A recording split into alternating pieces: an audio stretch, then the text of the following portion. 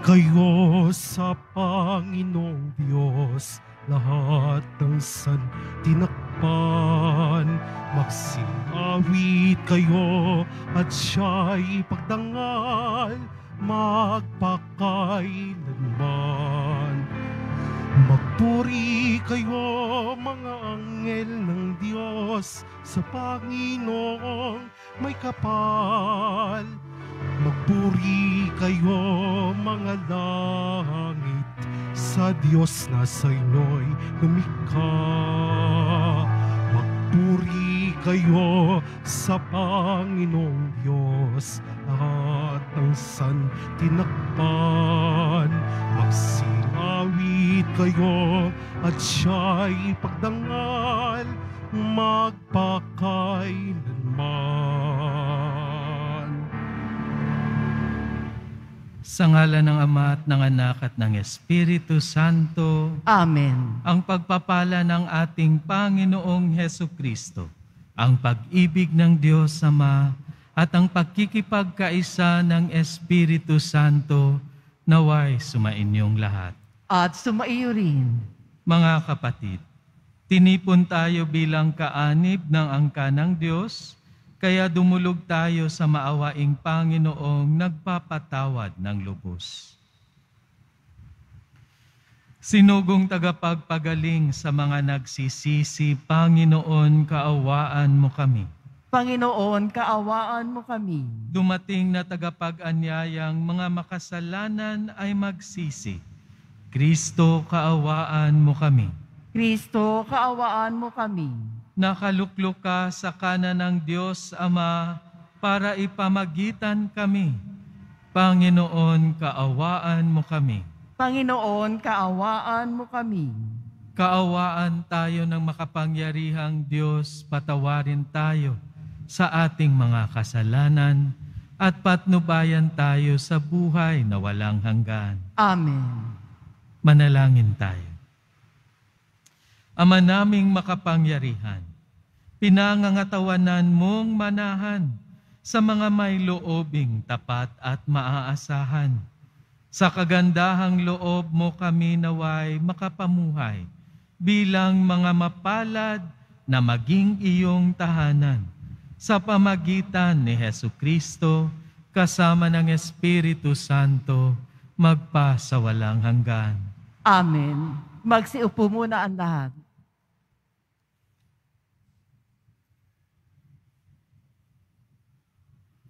Pagbasa mula sa aklat ng Henesis. Pagkalipas ng 40 araw, binuksan ni Noe ang bintana ng daong at pinalipad ang isang uwak. Ito'y lumigid ng lumigid hanggang ang tubig ay matuyo sa lupa. Sunod niyang pinalipad ang isang kalapati upang tignan kung wala ng tubig. Palibhasay, lagana pa ang tubig, hindi makalapag ang kalapati. Kaya't nagbalik ito. Hinuli ito ni Noe at muling ipinasok sa daong. Pagkaraan ng 7 araw, muli niyang pinalipad ang kalapati. Pagbabalik dito kinagabihan, ito'y may tangay na sariwang dahon ng olibo. Natiyak ni Noe na katina ang tubig. Nagpalipas uli ng 7 araw si Noe, saka pinalipad uli ang kalapati. Ngunit hindi na ito nagbalik. Noon ay 601 taon si Noe. Nang unang araw ng unang buwan, inalis ni Noe ang takip ng daong at nakita niyang natutuyo na ang lupa. Si Noe ay nagtayo ng dambana para sa Panginoon. Kumuha siya ng isa sa bawat hayop at ibong malinis at sinunog bilang handog. Nang masamyo ng Panginoon ang halimuyak nito, sinabi niya sa sarili, "Hindi ko na susumpain ng lupa dahil sa gawa ng tao.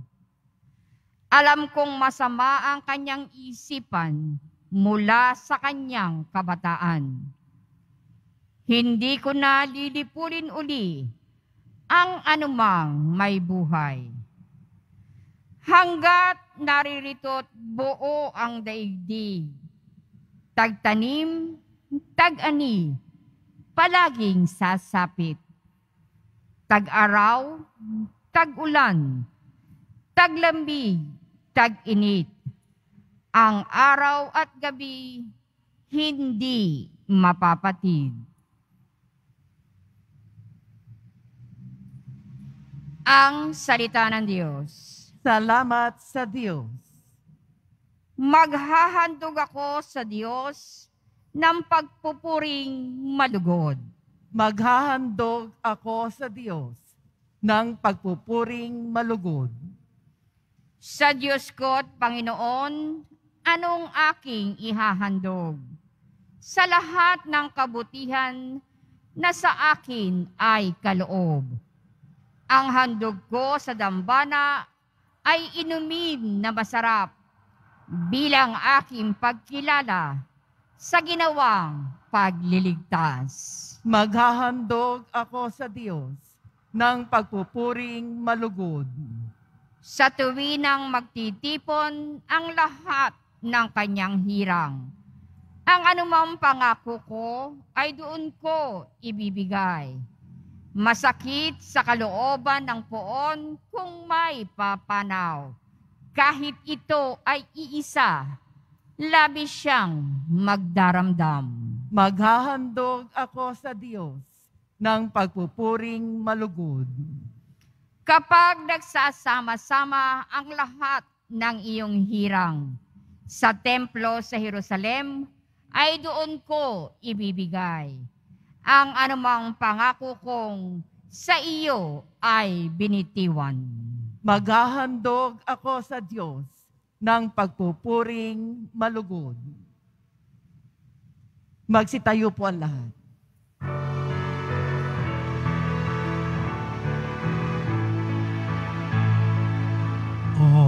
Hallelujah, Hallelujah,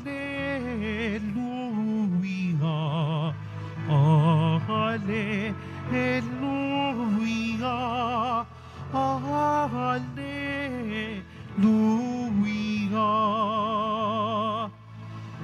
Diyos Ama ni Jesucristo, kami ay liwanagan mo at tutugon kami sa iyo. Hallelujah, Hallelujah, Hallelujah, Hallelujah.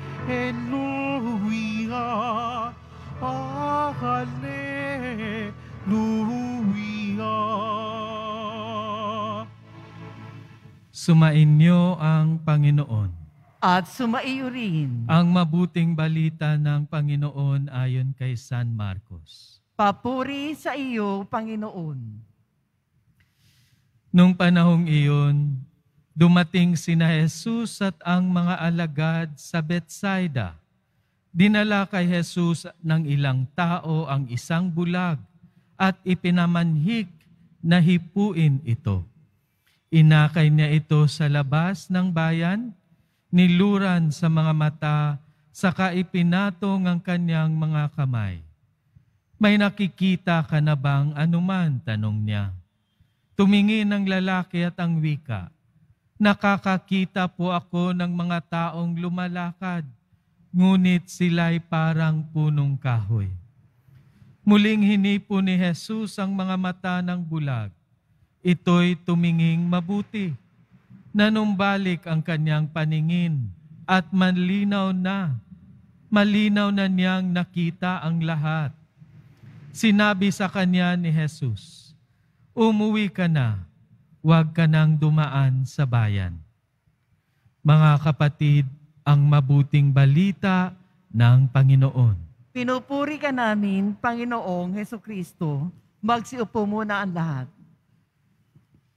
Mga kapatid, tayo ngayon ay Miyerkules sa ika-6 na linggo sa karaniwang panahon at narinig natin sa ating Ebanghelyo kung paano pinagaling ng ating mahal na Poon ang isang bulag sa may Betsaida, isang bayan sa may baybayin ng Galilea. At ang ibig sabihin nito ay bahay ng mangingisda.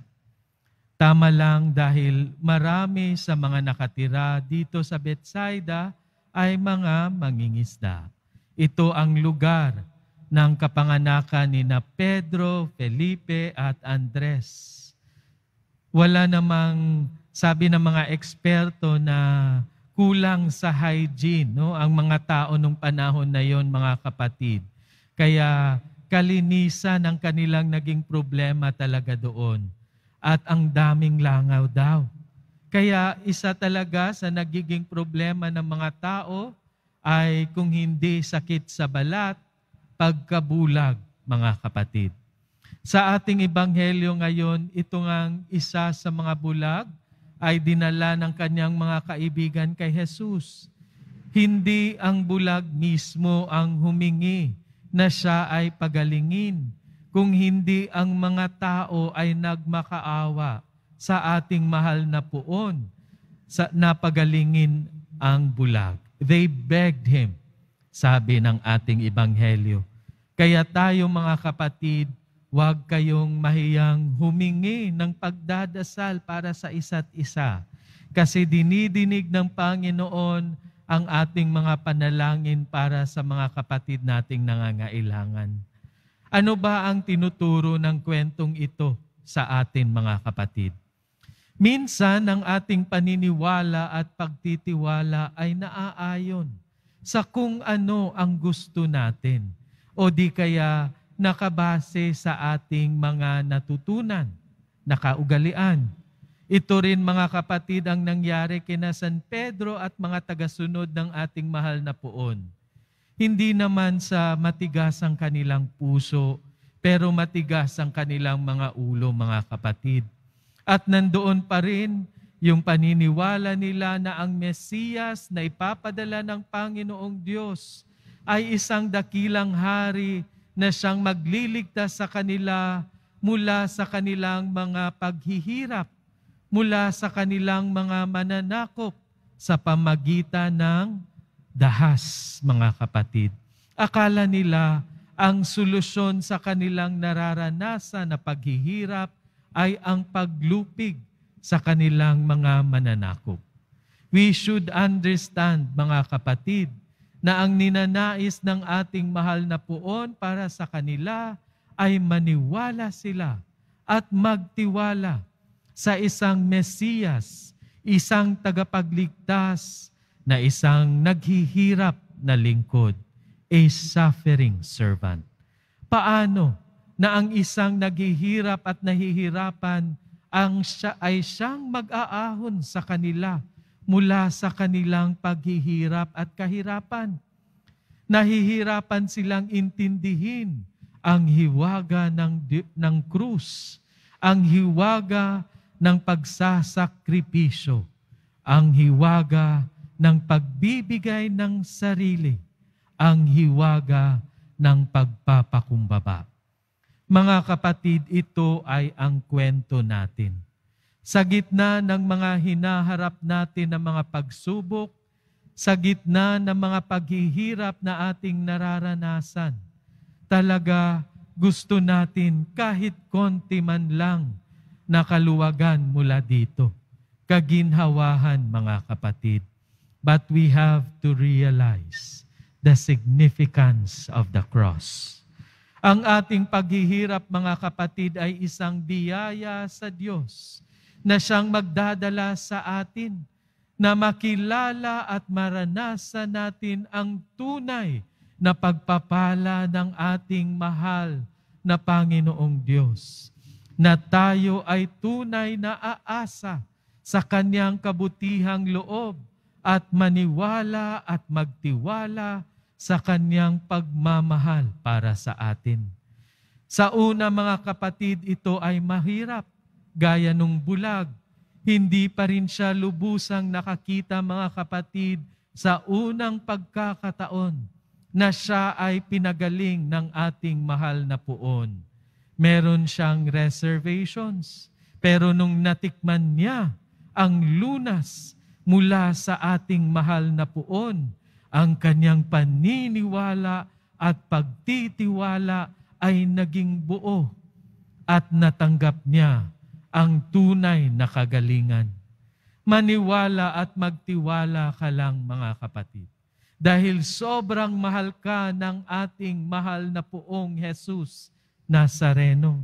At ang ninanais niya para sa iyo ay maranasan ang tunay na kaginhawahang dulot ng kabutihang loob ng ating Panginoong Diyos. Huwag kang bumitiw sa gitna ng iyong mga pagsubok, sa gitna ng mga paghihirap na iyong nararanasan.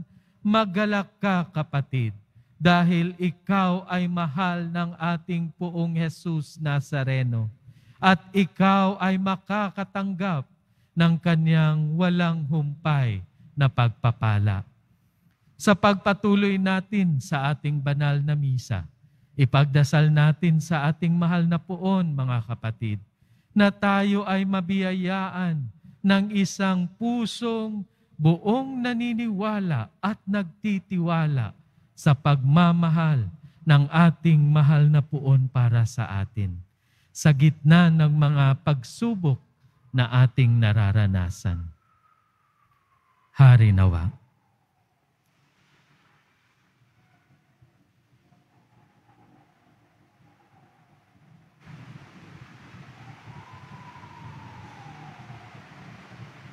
Magsitayo po ang lahat. Minamahal kong mga kapatid, hilingin natin sa Diyos Ama na buksan ang ating mga mata upang makasunod tayo sa Kanya ng buong puso. Sa bawat panalangin ating itutugon, Ama, punuin mo kami ng iyong liwanag. Ama, punuin mo kami ng iyong liwanag. Ang simbahan, naway umunlad sa kanyang pagsisikap na dalhin ng liwanag sa mga nakararanas ng kadiliman sa kanilang buhay. Manalangin tayo. Ama, punuin mo kami ng iyong liwanag. Sa pamamagitan ng ating mabuting gawain, ang mga hinamak, mga itinakwil, at mga walang nagmamahal sa ating lipunan, naway makaramdam ng pagkalinga ng Diyos. Manalangin tayo. Ama, punuin mo kami ng iyong liwanag. Tayong lahat naway magkaroon ng matatag na pananalig kay Jesus na siyang nagbubukas ng ating paningin sa kagandahan ng kaharian ng Diyos. Manalangin tayo. Ama, punuin mo kami ng iyong liwanag. Ang mga may sakit at mga nagdurusa, naway makita at madama ang mapagmahal na presensya ng Diyos sa mga taong kumakalinga sa kanila. Manalangin tayo. Ama, punuin mo kami ng iyong liwanag. Sa katahimikan ng ating mga puso, dalhin natin sa ating Panginoon ang ating mga personal na kahilingan at ang mga panalangin ng mga kapatid nating humihingi ng pagdadasal sa atin. Manalangin tayo. Ama, punuin mo kami ng iyong liwanag. Ama naming nasa langit, punuin mo kami ng iyong pag-ibig at pawiin mo ang kadiliman sa aming buhay upang mabuhay kami sa liwanag ng iyong anak na si Kristo. Hinihiling namin ito sa pamagitan ni Kristong aming Panginoon. Amen. Magsiupo ang lahat.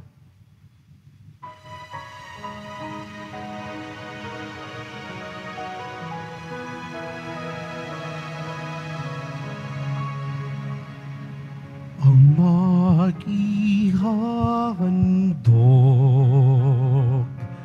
sa'yo, Panginoon, ay tinapay at alak mula sa aming kamay. Sa iyong kabutihan aming iaalay ang tinapay at alak sa gisag ng aming buhay.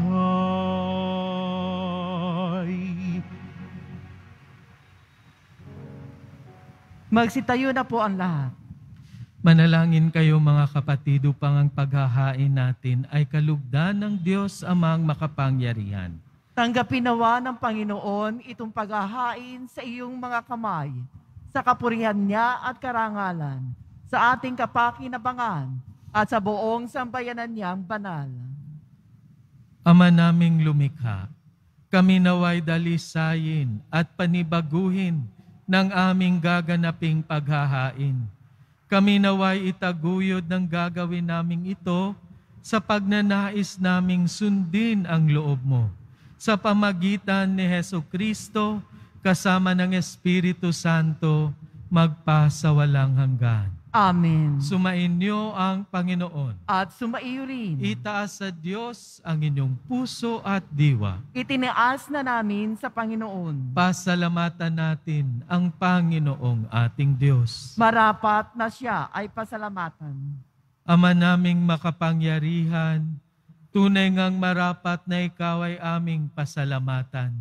Ikinalugod mong likhain ng sanlibutan na iyong pinagbabago at idinarangal sa pamagitan ng iyong anak na kinalulugdan. Kaya't utang na loob ng iyong mga itinatangi at ng mga banal na kapiling mong lagi ang iyong paggiliw at pagkakandili. Kaya kaysa ng mga anghel na nagsisiawit ng papuri sa iyo, nang walang humpay sa kalangitan, kami nagbubunyi sa iyong kadakilaan. Santo, Santo, Santo, Panginoong Diyos ng mga hukbo, napupuno ang langit at lupa ng kadakilaan mo. O sana sa kaitaasan, pinagpala ang naparirito sa ngalan ng Panginoon. O sana sa kaitaasan, magsiluhod po ang lahat. Ama naming banal, ikaw ang bukal ng tanang kabanalan. Kaya't sa pamagitan ng iyong Espiritu, gawin mong banal ang mga kaloob na ito upang para sa amin ay maging katawan at dugo ng aming Panginoong Hesukristo. Bago niya pinagtiis ang kusang loob na maging handog, hinawakan niya ang tinapay. Pinasalamatan kanya. Pinaghati-hati niya iyon, iniabot sa kanyang mga alagad at sinabi, "Tanggapin ninyong lahat ito at kanin. Ito ang aking katawan na ihahandog para sa inyo."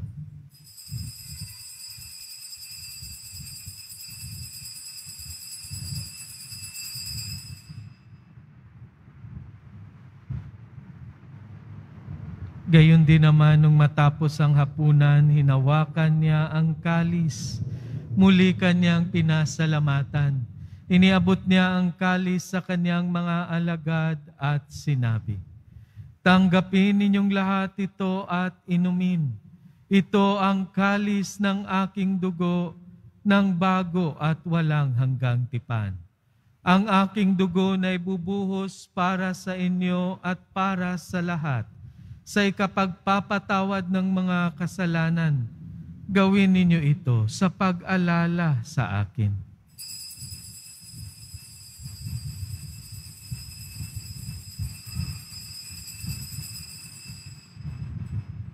Magsitayo na po ang lahat. Ipagbunyi natin ang misteryo ng pananampalataya. Si Kristo'y namatay, si Kristo'y nabuhay. Si Kristo'y babalik sa wakas ng panahon. Ama, ginagawa namin ngayon ang pag-alala sa pagkamatay at muling pagkabuhay ng iyong anak. Kaya tiniaalay namin sa iyo ang tinapay na nagbibigay buhay at ang kalis na nagkakaloob ng kaligtasan. Kami nagpapasalamat dahil kami iyong minarapat na tumayo sa harap mo para maglingkod sa iyo.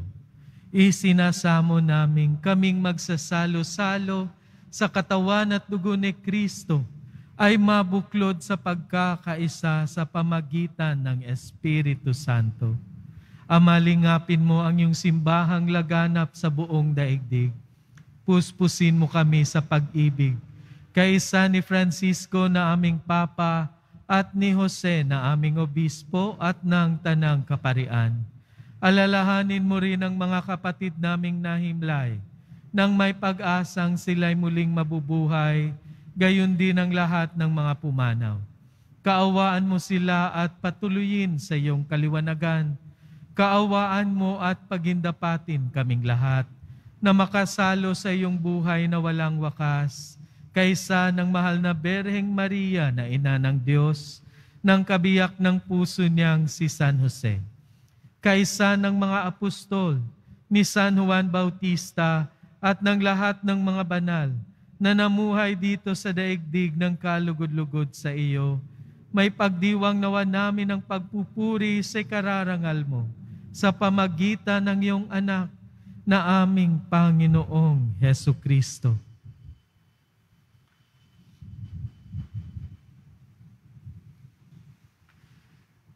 Sa pamamagitan ni Kristo, kasama niya at sa Kanya, ang lahat ng parangal at papuri ay sa iyo, Diyos Amang makapangyarihan, kasama ng Espiritu Santo, magpasawalang hanggan. Amen. Sa tagubili ng mga nakagagaling na utos at turo ni Jesus na Panginoon natin at Diyos, ipahayag natin ng lakas loob. Ama namin, sumasalangit ka. Sambahin ang ngalan mo, mapasa amin ang kaharian mo, sundin ang loob mo dito sa lupa para nang sa langit. Bigyan mo kami ngayon ng aming kakanin sa araw-araw at patawarin mo kami sa aming mga sala para ng pagpapatawad namin sa nagkakasala sa amin at huwag mo kaming ipahintulot sa tukso at iadya mo kami sa lahat ng masama. Hinihiling namin kami adya sa lahat ng masama, pagkalooban ng kapayapaan araw-araw, iligtas sa kasalanan at ilayo sa lahat ng kapahamakan, samantalang aming pinananabikan ng dakilang araw ng pagpapahayag ng tagapagligtas naming si Hesu Kristo. Sapagkat iyo ang kaharian at ang kapangyarihan at ang kapurihan magpakailanman. Amen. Panginoong Hesu Kristo, sinabi mo sa iyong mga apostol, kapayapaan ang iniiwan ko sa inyo, ang aking kapayapaan ang ibinibigay ko sa inyo. Tunghayan mo ang aming pananampalataya at huwag ang aming pagkakasala. Pagkalooban mo kami ng kapayapaan at pagkakaisa ayon sa iyong kalooban, kasama ng Espiritu Santo, magpasawalang hanggan. Amen. Ang kapayapaan ng Panginoon ay laging sumainyo. At sumaiyo rin. Magbigayan kayo ng kapayapaan sa isa't isa. Kordero ng Diyos na nag-aalis ng mga kasalanan ng sanlibutan, maawa ka sa amin. Kordero ng Diyos na nag-aalis ng mga kasalanan ng sanlibutan, maawa ka sa amin. Kordero ng Diyos na nag-aalis ng mga kasalanan ng sanlibutan, ipagkaloob mo sa amin ang kapayapaan. Magsiluhod po ang lahat.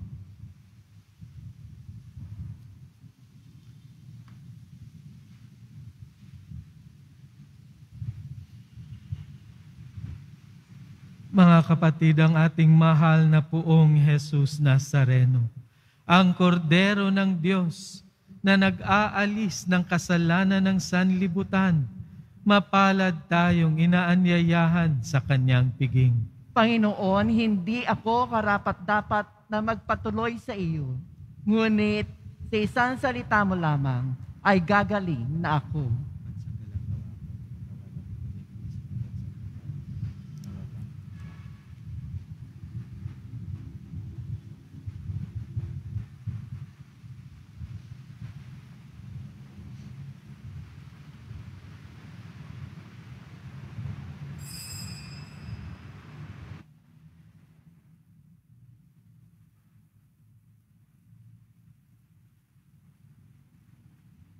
Para sa lahat ng tatanggap ng banal na komunyon, ang tamang paraan ng pagtanggap ay kaliwang kamay sa ibabaw ng kanang kamay. At sasagot po tayo ng amen pagkasabi ng pari o ng lay minister ng katawan ni Kristo at isubo sa bibig bago umalis sa harapan ng pari o lay minister. Sumunod po tayo. Maraming salamat po.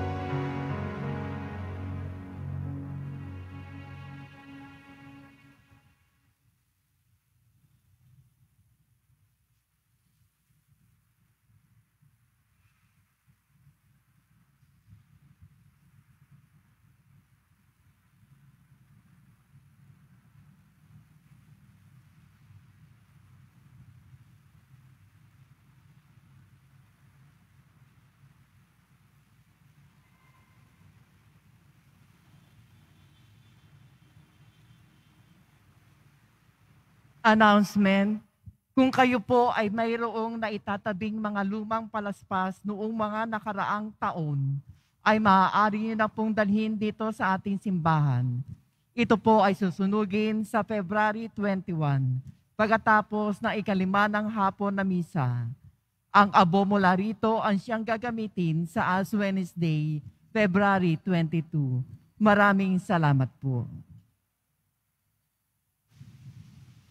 Magsitayo na po tayo. Manalangin tayo. Ama naming mapagmahal, kaming pinapagsalo mo sa banal na pakikinabang ay gawin mong laging manabik na pagsaluhan ang kaloob mong ito sa aming ikabubuhay sa pamagitan ni Hesukristo kasama ng Espiritu Santo magpa sa walang hanggan. Amen. Sumainyo ang Panginoon. At sumaiyo rin. Mahal na poong Jesus Nazareno, inihayag mo sa pamagitan ng krus ang walang maliw na pag-ibig ng Diyos sa sangkatauhan. Pakinggan mo ang kahilingan ng iyong angkan na nagsusumamo sa iyo. Makamtanawa nila ang iyong katugunan at tanggapin ang kasagutan na may utang na loob na tinatanaw. Basbasan din po ninyo ang mga dala-dala nilang mga imahen at dasalan sa pamagitan ng bendisyon na ito. Naway maalaala nila ang mga pangako nila noon sa binyag, na ikaw ang kanilang iibigin at paglilingkuran bilang Panginoon magpa sa walang hanggan. Amen. At pagpalain kayo ng makapangyarihang Diyos, Ama at Anak, at ng Espiritu Santo. Amen. Humayo kayong taglay ang kapayapaan ng poong Jesus Nazareno. Salamat sa Diyos.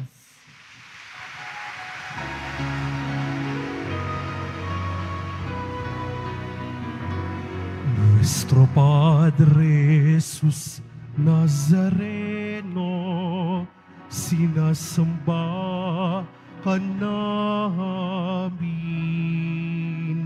pinipintuho ka namin, aral mo ang aming buhay at kaligtasan.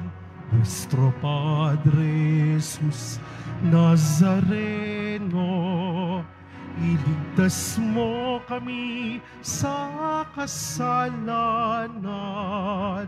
Ang krus mong kinamatayan ay sagisag ng aming kaligtasan.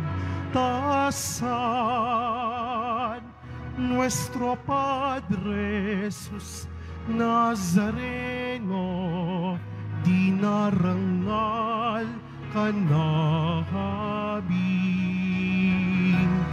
Nuestro Padre Jesus Nazareno, nilulwalhati ka namin.